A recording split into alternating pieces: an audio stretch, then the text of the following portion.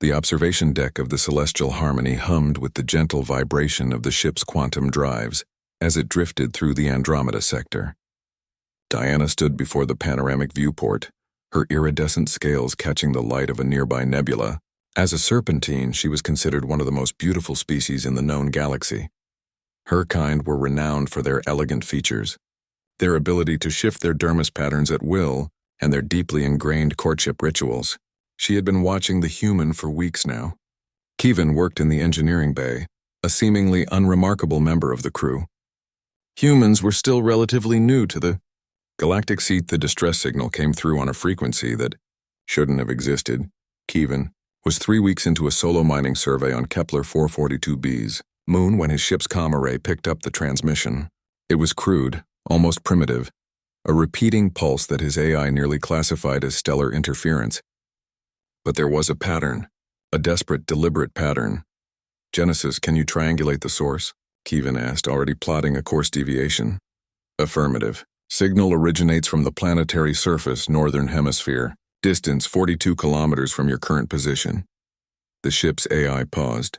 "Captain, I must advise that this deviates from our surveying mission parameters." "Noted and ignored," Kevin replied, firing the thrusters. "Prep the rover. Someone down there needs help." The descent through Kepler 442b's atmosphere was rougher than expected. The planet was technically habitable, barely, with temperatures that swung wildly between freezing nights and scorching days. As Kevin guided his lander toward the signal's origin, he spotted something that made his stomach drop. A figure, tied to a rocky outcrop in the middle of a barren salt flat. The twin suns beat down mercilessly. Genesis life signs? Detecting one humanoid life form, non-human. Also detecting one juvenile life form, same species approximately 20 meters from the primary subject. Kevin's jaw tightened. He brought the lander down fast, not bothering with a gentle approach. The moment the ramp deployed, he was running, emergency kit in hand. The heat hit him like a physical wall. Even through his environmental suit's cooling systems, he could feel the fury of those suns. How long had they been out here? As he approached, he saw her clearly now. The woman, and she was clearly female despite the alien features, was bound to the rock with thick, fibrous ropes. Her skin was a pale blue-gray, already showing signs of severe sun damage. Her breathing was shallow, rapid, but it was the small figure huddled in the shadow of a nearby boulder that broke his heart. A child, no more than 5 or 6 in human years, with the same blue-gray skin and large dark eyes now fixed on Kevin with a mixture of terror and desperate hope. "Please," the child cried out in a language Kevin didn't recognize. But Genesis was already translating through his earpiece. "Please, help her. My mommy, they tied her there. She's been there since yesterday." Kevin's blood boiled. Whatever had happened here, whoever was responsible could wait. Right now, 2 lives hung in the balance.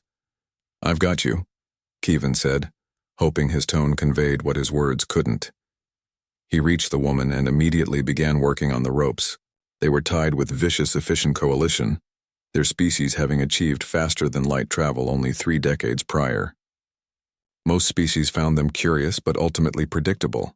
Mammals with average lifespans, moderate intelligence, and unremarkable physical capabilities. But Diana had noticed something different about this one. While other species kept their distance from humans, citing their emotional volatility and unpredictable nature, Diana found herself drawn to Kevin's quiet confidence. He didn't boast like the Kralix warriors or philosophize endlessly like the ethereals. He simply did his work with precision and offered kind words to anyone who needed them. Tonight she had finally gathered the courage to approach him. "Kevin," she called softly as he finished his shift, wiping lubricant from his hands. He turned, surprised to see her. "Diana? Is everything all right with the environmental systems in your quarters?" "Everything is fine," she said, her scales shifting to a warm amber, a sign of nervousness in her culture. "I was wondering if you would join me in the observation deck for conversation." Kevin smiled, that strange human expression that showed teeth but somehow conveyed warmth. "I'd like that." They met an hour later, the observation deck empty, save for the 2 of them. Diana had rehearsed this moment countless times, consulting the serpentine courtship protocols that had been passed down through millennia. Among her people, physical beauty was the highest virtue, and the ritual of revealing one's true form was the ultimate test of compatibility. "Kevin," she began, her voice trembling slightly, "I have come to admire you greatly. Your kindness, your competence, your presence brings me peace."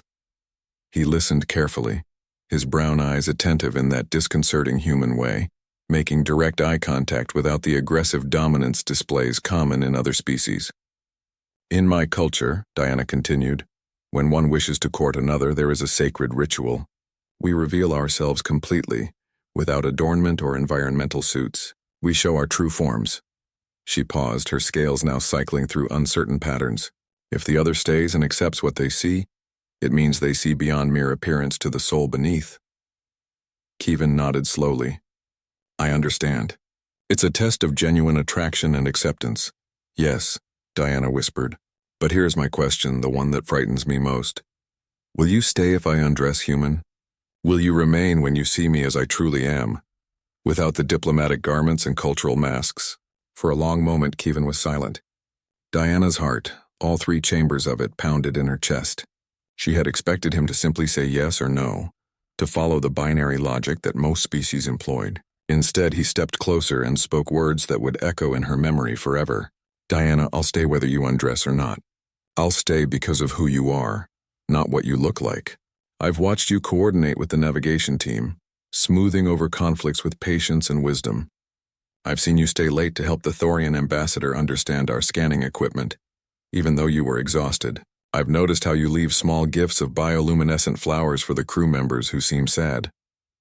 He paused, and Diana felt her scales rippling with emotions she couldn't name.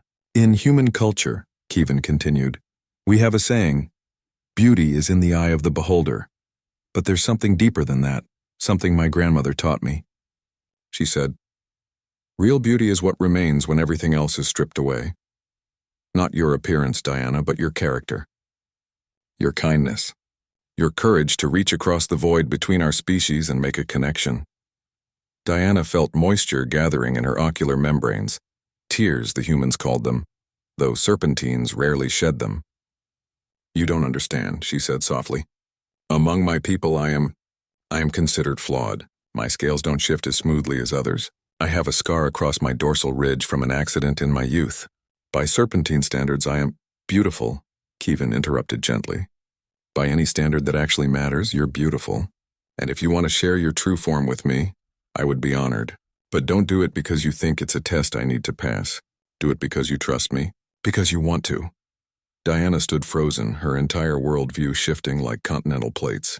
For her entire life, she had been taught that physical perfection was the ultimate virtue, that love and acceptance were conditional upon aesthetic appeal.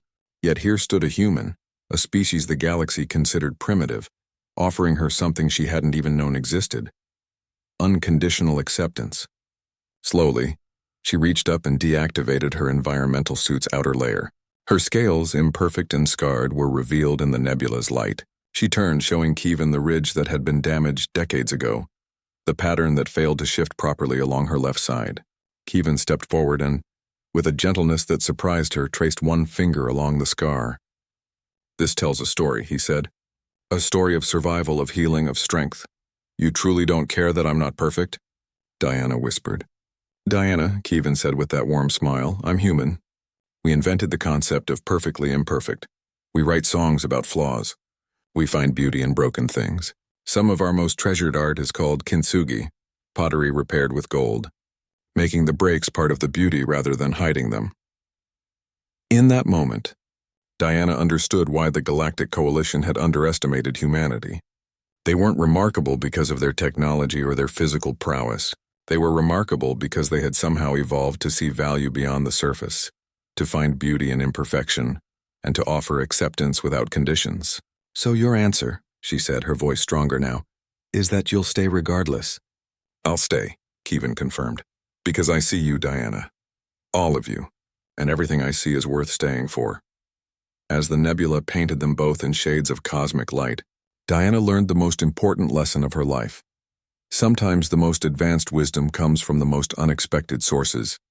And sometimes, the answer that changes everything is the one that refuses to play by the old rules at all.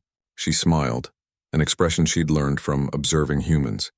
And for the first time in her life, Diana felt truly, completely seen.